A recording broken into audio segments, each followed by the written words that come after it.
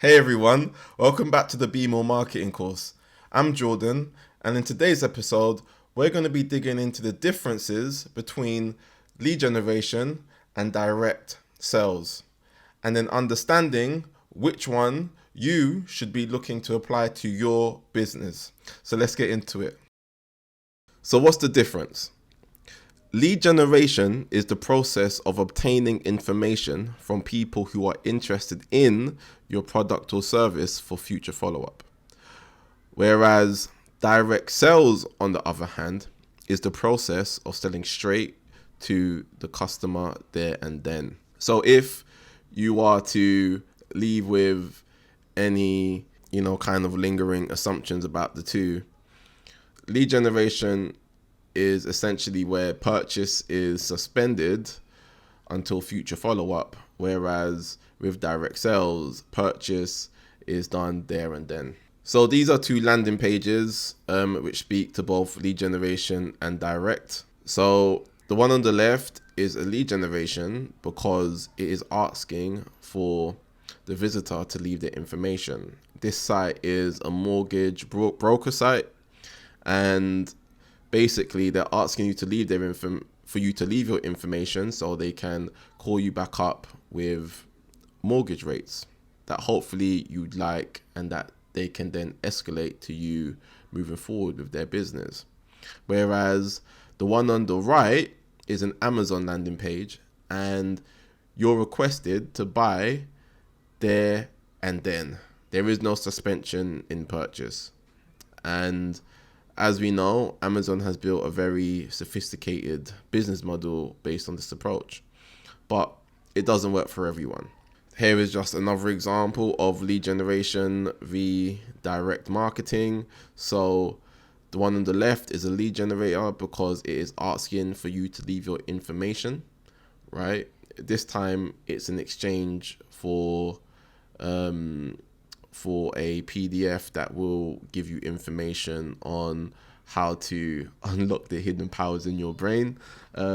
Whereas the one on the right is a sneaker company, and they require you to buy there and then. So what should you do? Should you go straight for the sell or not?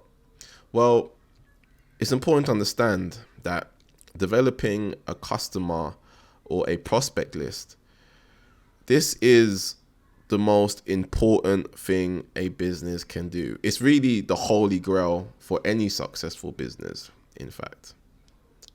And even more important than money, actually. And the reason for that is that having a customer list or a list of people are interested in what it is that you have to offer is so important, because you can directly communicate with them on your own terms, whether that be through phone, whether that be through email, whether that be through direct mail. You get to speak to them on your own terms, right? And then from there, segment your list based on people who have shown an interest, but also segment it on the basis of people who have actually bought as well, right? And this is so powerful because now we even have the opportunity to craft how you actually message your product offerings to these different audiences relative to whether or not they bought. And it's very important to understand also that there'll always be more prospects in the list of those who haven't bought than those who have.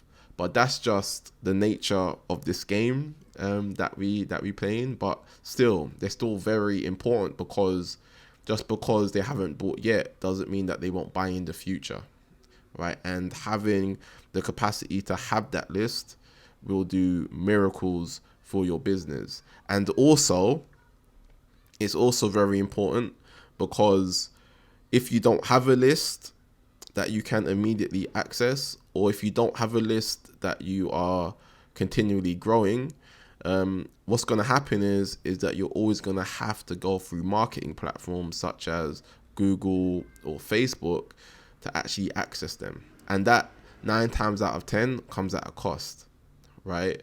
So with that, you really want to be looking for ways to develop a list as quickly as possible. So then you can have an option outside of always having to go through marketing channels. So which one do you choose?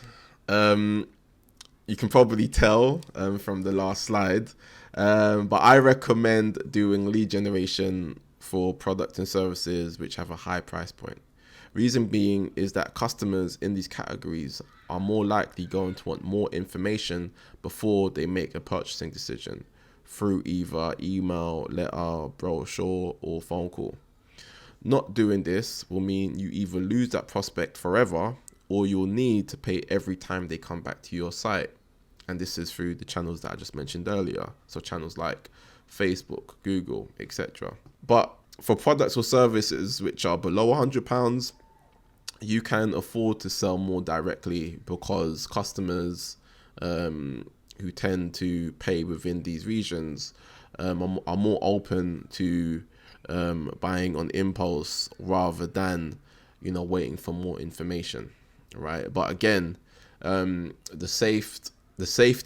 most safest way to really approach your marketing is always to see where you can have lead generation in mind. So that way you get to multiply the times you actually communicate with your customer, whether that be through email, telephone, etc. But for brands which are more reputable and more well known, they can afford to kind of skip the lead generation route and go straight for sale, simply because with their stature, they've already developed a strong level of trust with their target consumer, which just makes it easier for them to sell products which operate at a higher price more directly. Hey there, thanks again for watching. If you have any questions relating to what we've covered in this episode, or if you feel you need further assistance in creating a marketing campaign or developing a marketing and business strategy, then you can either message us on Instagram at BeMoreNetwork, and you can find our tag or our handle at the bottom of the screen, or you can email us on info@bemorenetwork.com, and we'll make sure to respond promptly to any requests. Cool. I look forward to hearing from you. Peace.